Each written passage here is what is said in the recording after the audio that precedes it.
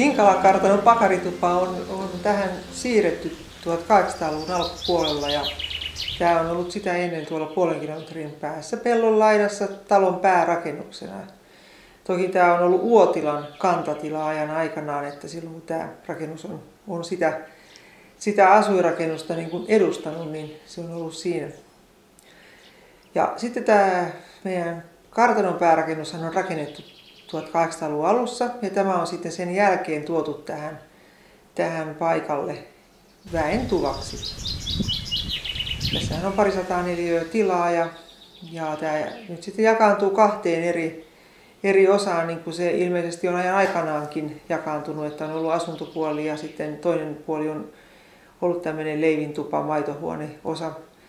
Ja tämä varsinainen savutupaosa, niin tämähän on nyt meillä tämmöinen kokoontumistila, juhlatila ja edustaa sitä vanhinta osaa tästä talosta ja sitten tähän liittyy myös sitten tämä vajaan 100 neliön asuntotila sitten.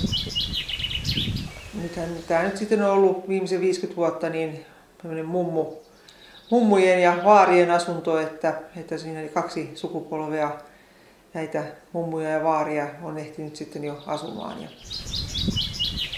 Ja nyt kun tämä tässä tyhjeni, niin kun tämä nyt on ihan tässä meidän kartanon pihapiirissä, niin tämähän oli sitten oiva ajatus, että tästä sitten tulee osa meidän matkailutoimintaa. Ja siellä on keittiö, olohuone ja makuuhuone.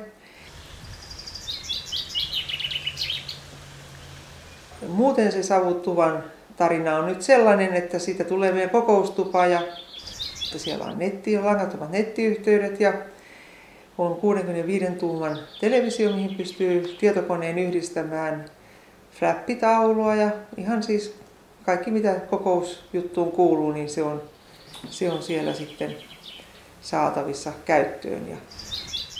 Ja huikealla näkymillä, että tämähän on aivan suoraan ensimmäinen rakennus tuohon Alajärveen nähden, että tässä on, voi sanoa melkein, että on kartanoalueen parhaat näkymät näistä ikkunoista.